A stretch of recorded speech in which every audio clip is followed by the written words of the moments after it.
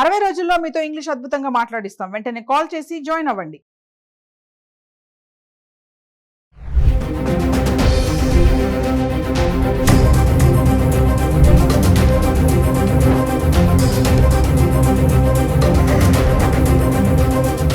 Hello viewers, welcome back to Suman TV. ప్రస్తుతం మనతో పాటు ఉన్నారు 20 ఇయర్స్ నుంచి అమెరికాలో ఉంటున్నటువంటి ఎంఎన్సీ ఎగ్జిక్యూటివ్ వీరభద్ర సార్ గారు. సార్తో మాట్లాడండి.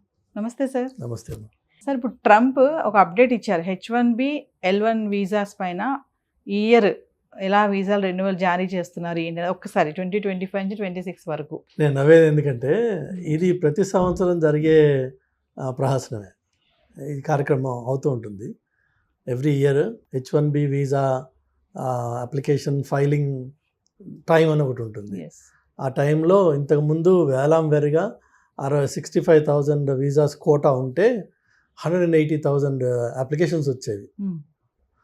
అలాగా 1కి 3 వచ్చేవి. అలా మెల్లిగా ఎక్కువ వచ్చేటప్పటికి వాళ్ళు లాటరీ సిస్టమ్ అని పెట్టి, ఎందుకంటే 60 మా ఫస్ట్ 65ని కట్ ఆఫ్ ఎట్లా చేస్తాను నేను, సో ఆ లాటరీ సిస్టమ్ అని పెట్టేవాళ్ళు.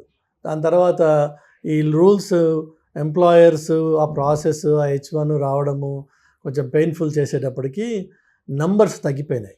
180,000 క్రేజీ నెంబర్ రావట్లా, తగ్గిపోయింది.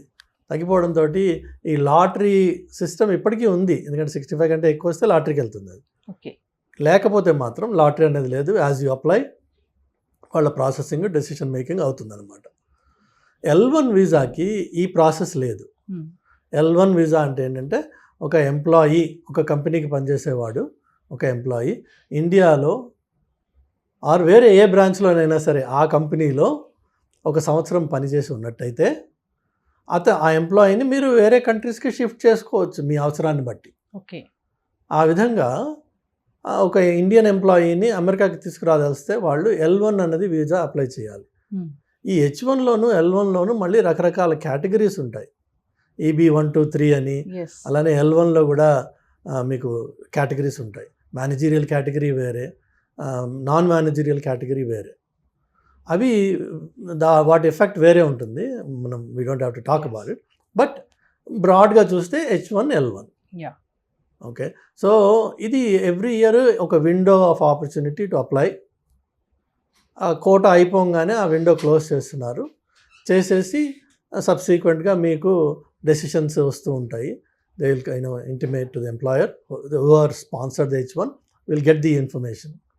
తర్వాత దీని వ్యాలిడిటీ ఎప్పటి నుంచి వస్తుంది అంటే 1 అక్టోబర్, రాబోయే అక్టోబర్ నుంచి వీళ్ళకి వ్యాలిడిటీ, పర్మిట్ టు ట్రావెల్.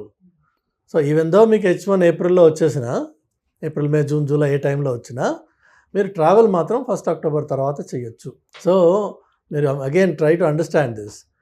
రాబోయే అవసరం కోసం ఒక ఎంప్లాయర్ ఇప్పుడే నాకు ఇట్లా రాబోతోంది అవసరము, నాకు పలానా స్కిల్లో పలానా రిసోర్స్ కావాలి, నేను ఆల్రెడీ ఇక్కడ ప్రయత్నం చేశాను, నాకు దొరకలేదు లోకల్ మార్కెట్లో, కాబట్టి నేను అవుట్ సైడ్ మార్కెట్ కోసం వెళ్తున్నాను.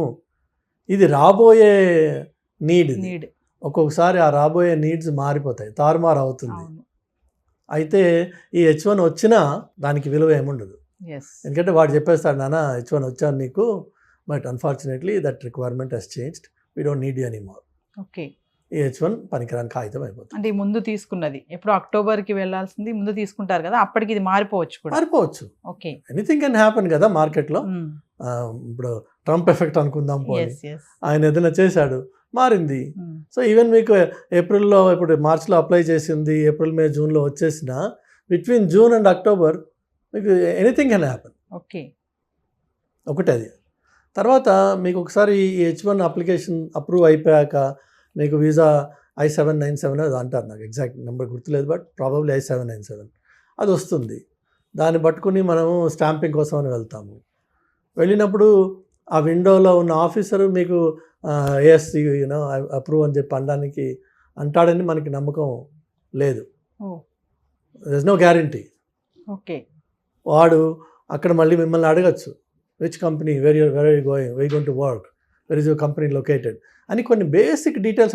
ఇదేదో మొత్తం జాబ్ ఇంటర్వ్యూలో కాదు, కానీ అసలు ఈ రిక్వైర్మెంట్ జెన్యూనా కాదా వెళ్ళడానికి. ఆ అమెరికా నుంచి నీకు ఏదైతే ఎంప్లాయర్ నీ H1 పంపించాడో ఆ ఎంప్లాయర్ గురించి నీకు ఎంత తెలుసు? నువ్వు దేశంకి వెళ్తానంటున్నావు, నీకు ఎంత తెలుసు అసలు where they located, who are they, how many employees work for this employer, when were you interviewed, what technology are you going to work on, ఇలా కొన్ని బేసిక్ క్వశ్చన్స్ అడుగుతారు. అని కొన్ని డామినేటింగ్గా అథారిటేటివ్గా అడగచ్చు, మనమేమో భయంగా వెళ్ళదు. ఆ వెళ్ళినప్పుడు కొంచెం నీళ్ళు నమిలే అవకాశం ఉంది, అప్పుడు వాడు సస్పెక్ట్ చేయొచ్చు, రిజెక్ట్ అవ్వచ్చు. లేకపోతే వాళ్ళు 221G అని ఉంటుంది, ఫర్దర్ డీటెయిల్స్ అడుగుతారు. So you have to provide that documented support. Then eventually they may approve చేస్తే మీరు 1 October తర్వాత ట్రావెల్ చేయొచ్చు. మామూలుగా రిజెక్ట్ కూడా అవుతాయి కదా అవుతాయి. ఈ ఇంటర్వ్యూలో అక్కడికి వెళ్ళినప్పుడు ఆ విండో దగ్గర మీరు నీళ్ళు నమిరారు అనుకోండి, మీరు you don't even sound like a technical guy. For example, ఇప్పుడు మనం అదే ఎంత అనుకున్నాం కదా, తెలుగులో నేర్చుకుని, తెలుగులో చదివి, తెలుగులో మాట్లాడి అన్న మామ తంబి అని తిరిగిన వాడు ఉన్నట్టుండి అక్కడికి వెళ్ళి ఆ విండో దగ్గర మీరు ఎక్స్ప్రెస్ చేయలేకపోతున్నారు. చేయలేకపోతే వాడు, if you are really that bad, Viva Harsha interviews ఉన్నాయి కదా, ఆ లెవెల్లో ఉన్నారనుకోండి, ఏం చేస్తారు? Will say sorry, I don't think you are the right guy, rejected. వాడికి ఏం తెలుసు రిజెక్టెడ్? నో, వాడికి తెలిసినంతలో నేను ఆల్రెడీ కనిపెట్టేశాడు వాడు కదా. ఇది ఒక ఎత్తు. రెండో ఎత్తు వచ్చి మీరు ఈ కాగితాలు, ఈ ఫైల్ చేసిన కట్ట అంతా పట్టుకుని ఒరిజినల్స్, డాక్యుమెంటెడ్ ప్రూఫ్ తోటి మీరు ట్రావెల్ చేస్తారు అమెరికాకి. ట్రావెల్ చేసినప్పుడు మీకు ఒక సెపరేట్ లైన్ ఉంటుంది. H1 వీసా హోల్డర్స్కి సెపరేట్ లైన్ ఉంటుంది, గ్రీన్ కార్డ్ హోల్డర్స్కి, సిటిజన్స్కి అంటే రకరకాల లైన్స్ ఉంటాయి. మీకు సెపరేట్ లైన్ ఉంటుంది. ఆ లైన్లో మళ్ళీ అక్కడ ఆఫీసర్స్ కూర్చుంటారు at the port of entry. So మీకు ఇక్కడ వీసా ఇచ్చిన అతను ఒక లెవెల్ ఇంటర్వ్యూ చేశాడు అనుకుందాం, ఆ పోర్ట్ ఆఫ్ ఎంట్రీలో వాడు కూడా బ్లైండ్గా నువ్వు వచ్చావా కాగితం చూపించి ముద్ర గుద్దేస్తా అని అండు. లేదు, అక్కడ కూడా ఇంకొక round of I wouldn't say interrogation, but definitely ఒక లెవెల్ ఆఫ్ స్క్రూటినీ అవుతుంది. ఒకటి.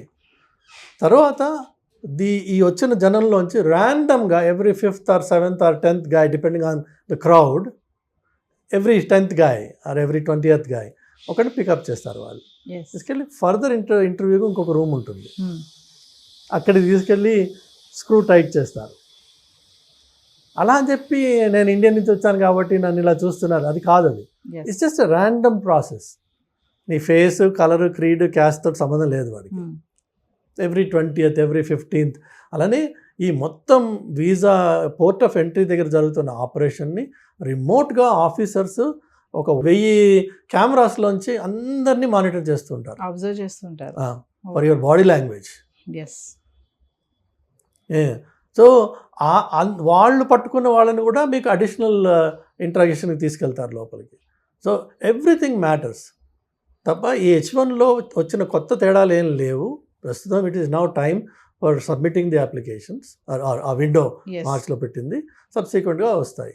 మామూలుగా మన ఇండియన్స్కి ఎంతమందికి వస్తుంది సార్ H1B వీసా? అంటే 65,000 is the limit for Indians. Overall limits వేరే ఉన్నాయి, పర్ కంట్రీ కోటాస్ అని, పర్ కంట్రీ. బట్ మనం మాత్రం 65,000. ఇప్పుడు ఏమైనా మారిందేమో నాకు తెలియదు, I'm not up to date with those numbers. But 65,000 is the maximum capacity. Coming to expenses ఎంత ఉంటుంది సార్ వీసా? అది కూడా ఇప్పుడు యాక్చువల్గా చూస్తే మీరు అమెరికాకి విజిటర్స్, H1s, F1s ఇది ఒక మేజర్ సోర్స్ ఆఫ్ ఇన్కమ్. ఒక విధంగానేమో they are promoting international travel అనుకోండి, లేక ఎక్స్చేంజ్ ఆఫ్ స్టూడెంట్స్ అనుకోండి, లేక ఆపర్చునిటీ ఫర్ హయ్యర్ ఎడ్యుకేషన్ అనుకోండి. కానీ ఈ వీసా ప్రాసెసింగ్ ఏదైతే ఉందో నాకు తెలిసి గత 25 yearsగా ఎప్పటికప్పుడు పెరుగుతూనే ఉంది. ఇట్ లుక్స్ లైక్ ఒకసారి అనిపిస్తుంది ఎక్స్టార్షన్ అని చెప్పి, బికాజ్ ఒకసారి మరీ భయంకరంగా పెంచేశారు వాళ్ళు. సో అది ఎప్పటికప్పుడు పెరుగుతూనే ఉంది తప్ప అది ట్రంప్ వల్ల పెరిగింది అన్నది పొరపాటు. ట్రంప్ చేసింది ఏం లేదు పాపం. ఆయన ఇంకా ఈ సబ్జెక్ట్ మీద ఇంకా అంత ఫోకస్ చేయలేదు. ఇంకా అన్ఫార్చునేట్గా ఏంటంటే అన్నీ ఆయన మీద పెట్టేస్తున్నారు, కానీ ఆయన ఇంకా ఈ సబ్జెక్ట్లోకి వస్తాడు త్వరలో. బట్ వచ్చి ఆయన మంచిగా చేస్తాడు. H1కి మాత్రం ట్రంప్ మంచిగా చేస్తాడు. ఓకే, ఒకవేళ పొరపాట్లు ఎవరికైనా ఉంటే please take it out of your mind.